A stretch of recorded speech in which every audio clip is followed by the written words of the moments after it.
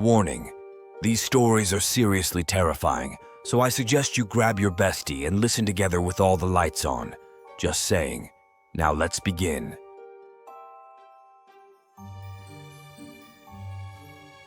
One night I was staying with some of my friends and we all fell asleep pretty late. Around 3 a.m. I woke up and I heard something that sounded unmistakably like kitchen cabinets opening and shutting. It was loud enough that I felt like I had to see what was going on. I didn't see anyone in the kitchen, so I assumed I was hearing things. Well, the next morning when I woke up, one of my friends was really upset and crying. She said that she woke up in the middle of the night and heard people talking in the kitchen saying, "We are not wanted here anymore. We aren't important." It was really scary.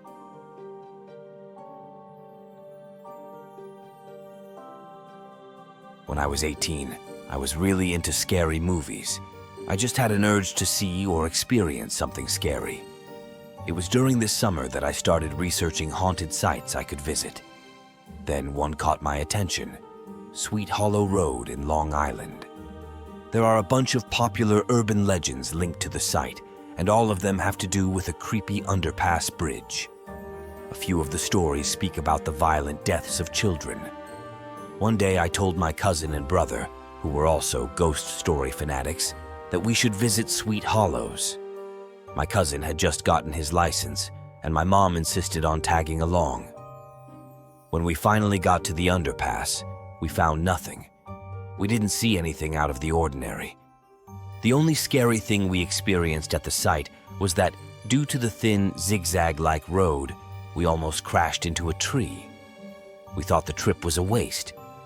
But then, something strange happened.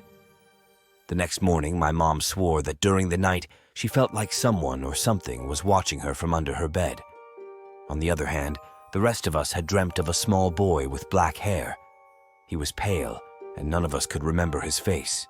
Until this day, we still believe that whoever we saw had to be one of the many children who had died at that bridge.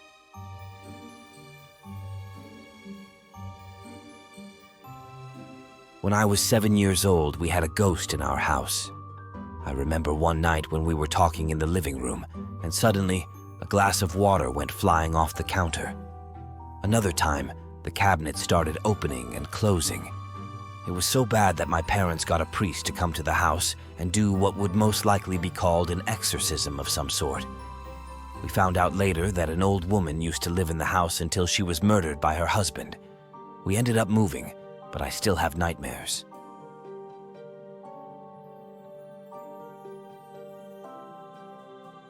My friends were sleeping over, and just as a joke, someone said, "Bloody Mary," in front of the mirror in my basement. Nothing happened, so we all went to sleep. Then, at about 2 a.m., I woke up and it sounded like someone was pacing on the other side of the wall, in the unfinished part of the basement.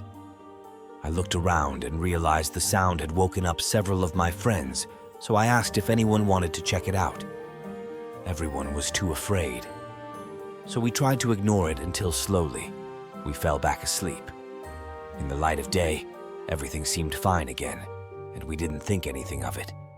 Until several days later, I was scrolling through old pictures on my camera roll when I saw a picture I definitely did not take. It was of my friend who did Bloody Mary, and the photo was of her staring into the mirror she did it in. The picture was in a really dark filter.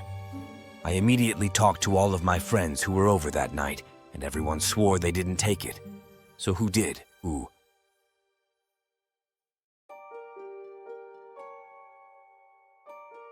I used to reside in a landed property, and one night I was jolted awake by the sound of my dad unleashing the most prolonged, spine-chilling scream I've ever heard, reminiscent of a scene straight out of a horror movie, occurring between 2 a.m. and 3 a.m. Following the scream, I heard slow, deliberate footsteps ascending the staircase. With everyone else asleep and my room situated directly facing the staircase, a growing dread enveloped me as I realized something sinister was inside the house, advancing towards my room. Reacting like any terrified teenager, I sought refuge beneath my blankets. Despite my aversion to closed doors, I had placed a full-length mirror in front of my bed for some inexplicable reason.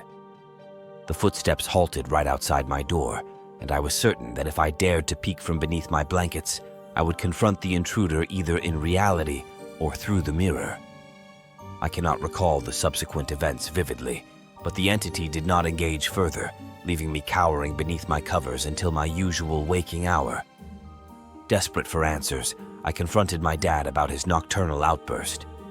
He recounted a harrowing dream where he found himself on a bed, besieged by a dark shadow attempting to wrench his soul from his body.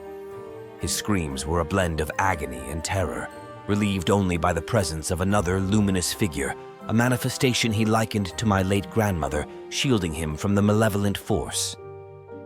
Though the incident did not repeat itself, to this day, we remain clueless about the nature of the entity. Nevertheless, it stands as the most terrifying encounter of my life, prompting me to keep my door securely shut at all times.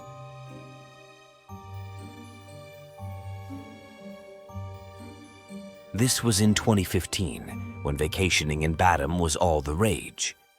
I had booked a Valentine's Day staycation with my partner at a pretty popular resort there, and even though the bungalow villa was way too big for the both of us, we enjoyed the privacy. But an experience had us rethinking if we were really by ourselves. See, we headed out for dinner at the resort's restaurant, which we traveled to via a buggy service. After dinner, on the way back, our buggy was heading down slope towards our villa when my boyfriend commented that we could actually look into the unit's interiors from the windows. It was then that I turned and saw the back of someone's head with long hair in a bungalow unit. To our surprise, the buggy driver said that we'd reached, and we realized that it was our unit that we saw someone inside. However, when we entered, there wasn't anyone inside.